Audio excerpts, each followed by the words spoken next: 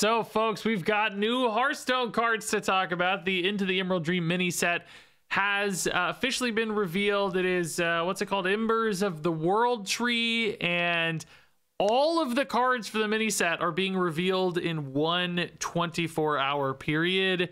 I didn't want to like spam you with a billion reviews for like each class or whatever, so I'm gonna just break it down into 3 different reviews. Probably like one today, one tomorrow, and then maybe one more on Wednesday. The mini set doesn't actually come out until May 13th, so we actually have a while. Although I think some of these cards might show up early in Arena. That happened before, I'm not totally sure, because I think the patch with them is like coming out sooner, but the mini set won't be unlocked for standard play at least until May 13th. I'm pretty sure of that. So today we're going to talk about Druid cards, Mage cards, Hunter cards, and Rogue cards. There have been other cards that have been revealed so far, but I'm going to try to keep them to their classes, catch up with all of the neutral cards once those get revealed. So for instance, there were like some Death Knight cards. We're still missing a Death Knight card at this stage. So just going to cover the ones we can cover completely. Kicking things off here with Druid and a new legendary location. This is Amir Drasil, another tree. It's a 4-mana location, and it's kind of an ultimate infestation on a location. It summons a 1-cost minion. It gains 1 armor. It draws 1 card, and it refreshes 1 mana crystal, which right away on turn 4, like this is already doing quite a bit of stuff, right? Like you probably don't hate playing this for 4 mana sometimes, and it's kind of like 3 if you have a use for that additional refreshed mana anyway. You know, you get a little bit of board, you get a card, you get a little bit of life with 1 armor. That's probably the least compelling part. But the cool thing is this improves each use. So the second time around, like let's say you play this like on turn 4 and then you roll around to turn 6. Now you're going to summon a 2-cost minion, gain 2 armor, more importantly probably draw 2 cards and refresh 2 mana crystals. That refresh is really nice because, you know, you're starting fresh on that new turn the second time around. So you can spin something and then get that 2 full back. And then the final time around, say on turn 8, and I know with like Druid, that's always not really the turns, but you get the idea. You get to get a 3-cost minion, gain 3 armor, draw 3 cards, which is insane, and refresh 3. Also, again, insane, kind of giving you like an 11 mana turn or something on turn 8 in total, which is nice. Just be mindful, refresh is not the same as gain. You need to spend some first. But in total, right, that's drawing you what, like 6 cards, giving you 6 armor, refreshing a total of 6 mana, and summoning you a total, you know, of 6 costs worth of minions, much smaller across the board there. But pretty nice, like a little bit of tempo on board, a lot of card draw. I think that's the part that's like most exciting, is this just draws you a million things. And the mana kickback and armor gains, like, yeah, no, it's okay. So I actually like this. I think this is like one of those nice flexible cards you can kind of put into anything and not feel that bad about it, particularly just having this card draw little engine all in one card is pretty convenient. You can't maybe over rely on it since it is a legendary. There's only gonna be one of these in your deck, but all in all, just something you weave into a turn here and there. The sooner the better. You know, maybe even cheat this out a little early with some trail mix or something. And this thing's just going and fueling you and just giving you all these little hits throughout the course of the game that incrementally add up. In particular, that card draw I think feels really nice. So yeah, this looks like a good little tool, some nice utility for Druid. Moving on to the other Druid cards here, we've got the Charred Chameleon, a 1-mana 1/2 beast with Battle Cry. If you've used your hero power this turn, give a friendly minion +1/+2 and rush, which does certainly feel like it's setting up for Imbue with the Jade plant guys. Now you basically make a big Jade off your hero power, and this gives it some of that instant actions that, you know, if you need to, you can trade into another big target on board instead of just having like a dumb 10-10. Suddenly you have a nice 11-12 with rush, and that can give you that reactivity, that survivability perhaps, instead of just being a sitting duck sometimes with those big Jades. I guess the question is like, is that worth a slot in your deck? That deck wants a really high density of nature spells, well, spells that are nature spells for the Imbue package, and the Imbue cards themselves. I don't know if it's going to be worth giving up a spot in the deck just for this little rush. There are other ways to have some reactivity. Like right now, the deck kind of uses Mark of the Wild to give the Jades taunt. which, you know, isn't exactly the same as Rush, but hopefully is the same sort of thing that's like forcing your opponent to interact through those stats.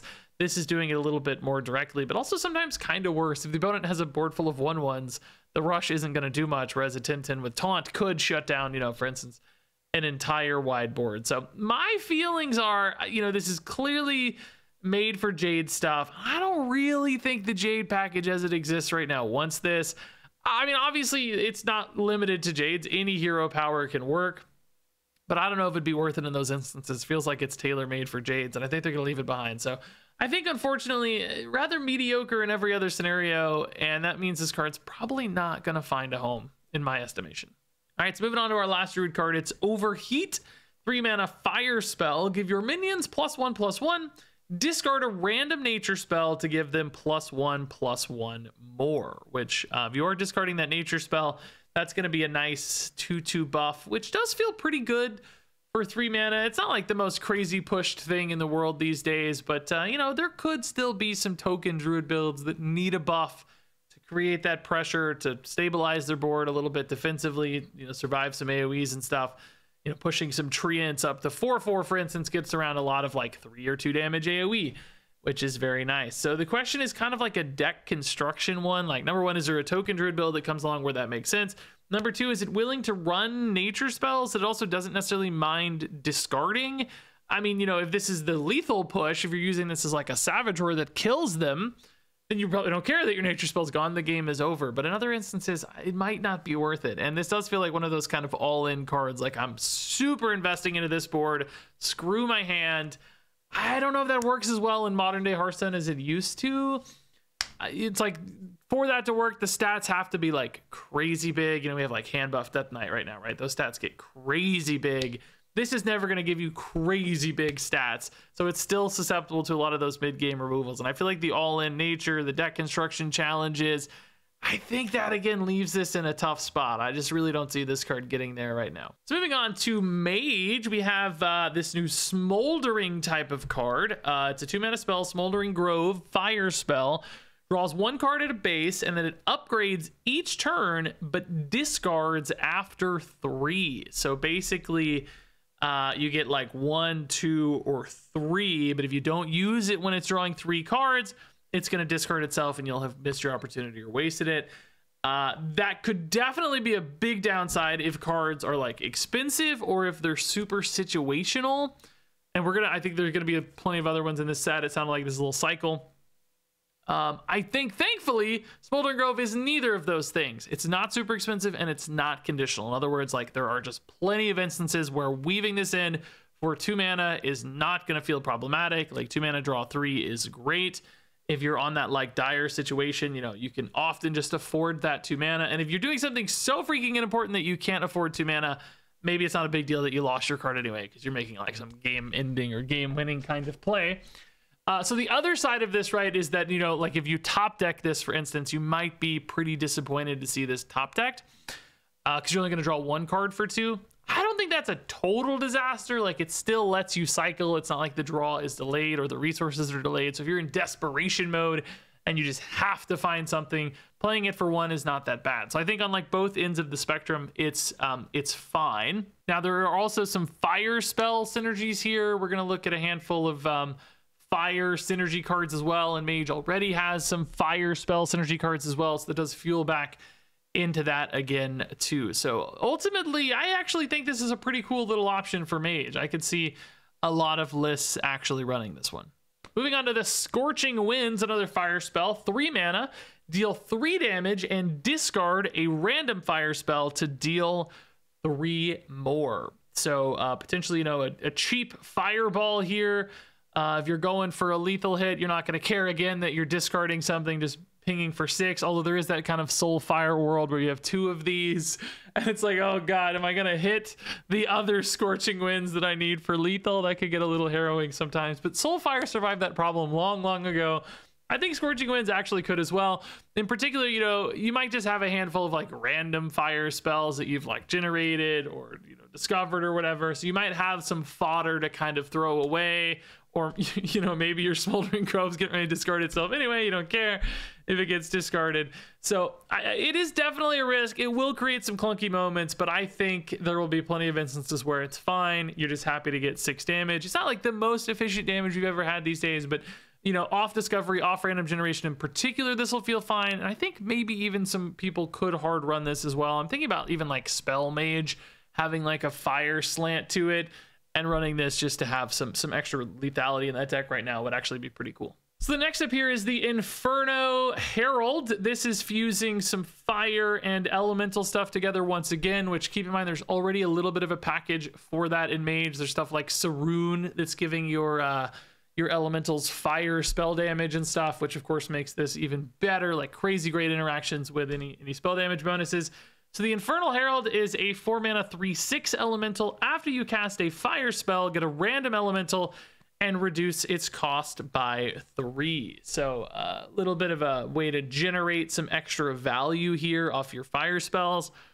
Cards like this always have a little bit of a problem though, right? In that, you have to have super cheap fire spells to make this feel good, or alternatively you have to wait so late into the game. You might need 4 or 5 extra mana here to really chain some things together to make this feel worth it. And it's not a kind of like game ending combo or such a crazy amount of value.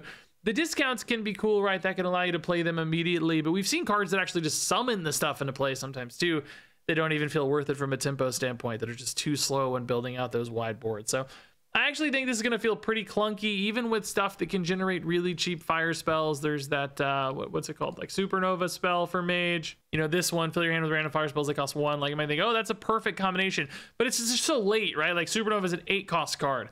Then you're spending 5, 6, 7 mana to get a few cheaper elementals in hand. And then what are those cheaper elementals really doing to help you win the game? It's just kind of a pile of stuff for stuff's sake. And I don't really feel like this advances a game plan significantly enough to make it feel worth it. So kind of a cool little extra bonus synergy here, but I just don't know if that kind of deck needs this kind of card. So moving on over to Rogue here, we've got the Cinder Sword, which looks very cool, by the way. This is a 1-mana 1/2 battle cry. If you're holding a minion with a dark gift, gain +3 attack, which makes this a 1-mana 4/2 weapon, which, like, I don't want to ever write that off. A 4/2 weapon for 1 sounds crazy aggressive. I mean, Rogue already loves to have cheap cards, activating combos and cycling and stuff.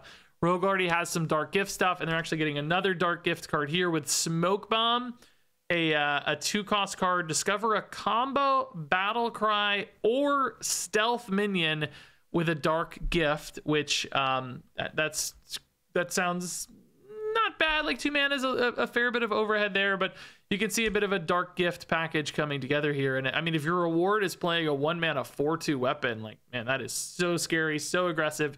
Might be worth it to run some stuff like this. Combo in particular, you're already getting a nice combo set up. Dark gifts, we know, can have some pretty scary payoffs. I wonder if this is worth a bigger commitment even to dark gifts, because this is just such a flexible way to either push face, clean up minions, whatever you need it to be. This weapon just feels like insanely high output for a 1-cost card. It is definitely, limited. It's situational. Like, if you don't have the dark gift card in hand, this is a pretty dead card in hand as well, just sort of sitting there. So, you have to commit to enough dark gifts to make it worth it. I don't know if this is quite a big enough payoff for that. You really have to build a cohesive list for it. So the output's crazy high. The conditionality, though, is also quite a challenge. That might be enough to keep this in check. That said, it's a 4/2 weapon for 1. I think that's so scary. I'm going to give this card the nod to suggest, hey, that looks pretty good. So like we said, Smoke Bomb here at 2. It's a fire spell. Discover a combo battlecry or stealth minion with a dark gift. I think it is kind of cool that the pool there is being narrowed. Like, I don't know, I'm thinking about cool interactions with like stealth minions, +3 attack and lifesteal. Maybe that's really cool with stealth, because you get this big, crazy, aggressive stealth card. And maybe it limits the pool to help you find some really interesting, tricky stuff as well. Battle cry is interesting because you might roll, double battle cries. Okay, cool. That's fun. And then combo, we've already got combo synergies for Rogue as well. So I think this card's solid. You kind of wish almost that it was a 1-mana card to lower that overhead a little bit, but still seems okay to me in Rogue, particularly with stuff like preparation and, combo cheesing and just playing lots of cards. this could weave its way in. And then finally here, the Ever Burning Phoenix. This card is almost too cute. Kind of gives me like mobile game aesthetic. You know, I know that Hearthstone is kind of a mobile game, but like, you know, they don't always look so cute. Anyway, he's a 4-mana 2/2 elemental, and he costs 1 less for each card you've played this turn, and then has a death rattle. Return this to your hand. So basically, you hope that this is a 0-mana 2/2 in a deck that's like spamming out a lot of stuff. I don't personally think that's enough incremental upside to be worth it. Like, Rogue can already build these crazy wide boards sometimes right now with Shadow Steps and little 2-drop guy that you bounce back to hand. Like, yeah, you might be able to add a 0-mana 2/2 into the mix, but is it really worth it? And it's like, okay, I get to play it multiple times. It's like, yeah, it's still just not worth it. It's just a 0-mana 2/2. I just don't think that adds up enough to take up that spot in your deck, and maybe even more importantly, like, take up that spot in your hand. Could just be something else really cool as well. So I think this is a really fun idea for a Phoenix. Like, this is a cool card design. If it were bigger, I think it would be kind of scary. So I'm glad it's not bigger, but I think it's also just too small right now to be a particularly competitive card. All right, so next up we have the Tinding Dragon Kin. This is a 3-mana 3/2 dragon. Battlecry, copy the lowest cost beast in your hand, which actually really cool. Just think, number one, that doesn't actually have to be a low cost beast. You could just have only one giant beast in your hand. Right now, you know, we've got like King Plush, for instance, and then you also have, you know, maybe a King Plush that has been reduced by your imbue hero power down to 0 or whatever. Very easy, in fact, to just play this to copy a cheap King Plush and then play multiple King Plushes. I mean, number one can be enough to kill you a lot of the times, but now you might just have 2 in hand very easily here with the Tinding Dragon Kin, if that's what you want to do. There's also like hand buff synergies as well here, you know, just any cheap little thing that gets hand buffed a bunch, copy that, and now you've got 2 super cheap things that are getting hand buffed. Imbue is kind of both of those, getting hand buffed and made cheaper, but you get the idea. I think this card's actually pretty spicy. You know, you don't always feel great to play a 3-cost 3/2. That's pretty low tempo. But you're hoping to recover any of that tempo sacrifice because you're just copying something really high value or that helps you recover that tempo in a significant way. So a couple different angles for this card look really cool to me. I think pretty nice way to kind of draw a card that you know is good. You know, like, it's not really drawing you a card from your deck, but you already have a thing in your hand that you love. It's creating a copy of that. Now you've got 2 of those things in hand, and that's just fantastic. So all in all, this looks very powerful to me. All right, so next up here we have Bursting Shot, new 2-mana spell, fire, deal 2 damage to 3 random enemies. So hits 2, 2, and 2. That can go face. I don't think this can stack up based on this wording. I think it's going to try to find distinct enemies for each hit. I think we have some examples of that we've seen before. Double check me though. Feel free to argue about that in the comments below. But anyway, so, you know, probably often a little bit of a board clear. You're hoping to chip through some small stuff on board, occasionally a little bit of a chip to face. You might actually be sad when this goes face sometimes, though, because you might really care more about clearing up a board. That said, I think this has a lot of inconsistency, and just from a size standpoint, most stuff is going to be bigger than this and outscale it so quickly that I think hunters just kind of leave this at the wayside pretty darn quickly. Not the sort of thing hunters generally love to do anyway, playing on the back foot, playing defensively, and they tend to be a little bit more aggressive and you know, forward in a game plan, like driving towards their own win conditions. This feels like it's just not going to make the cut if they do pivot away from that line. So probably a weak card. And then finally, our last card here is the Magma Hound. This is an 8-mana 5/8 elemental beast with rush, and after this attacks a minion and survives, deal this minion's attack damage split among all enemies. So this is a pretty spicy target to get buffed. You know, you push this attack up really high, and then if you push this through, you know, a 1/1 or whatever, or even just like a big taunt maybe that your opponent has, as long as it survives, it's going to have a lot of rollover damage that can help you clean up a board potentially, or maybe just push for a ton of face damage as well. And you know, we've already seen Hunter do this sort of thing with a lot of success now multiple times in the past. I guess the question is for me right now, like, is this ever going to be better than King Plush at doing a similar thing? I think King Plush is pretty much always going to be better, and that's a target you're like really trying to isolate if you're playing Imbue Hunter, which it was not by any means the best version of Hunter right now. Like, we have better versions, including a buff Hunter that's running like the Rune Bear and stuff. That's actually another kind of Similar payoff for big hand buffs, but much cheaper. Wins the game just through like bodies on board much more quickly. But that said, you know, King Plush will rotate before Magma Hound because this is now in a new year. So, you know, maybe this lingers around as the next threat for Imbue or big hand buff stuff and becomes the sort of finisher later down the road. So I don't really see this getting a ton of play right now. I don't think this, you know, supplants anything that Hunter is already doing. But maybe one of those to put in your back pocket, you know, 6 months, 8 months, a year from now, whenever we rotate or something, you know, maybe that deck, that plan needs more threats and this comes in, or maybe a rotation pushes this into the prime slot for that kind of game plan if it hasn't since been forgotten. But it's still an interesting card that definitely has some things to hook into and be excited about.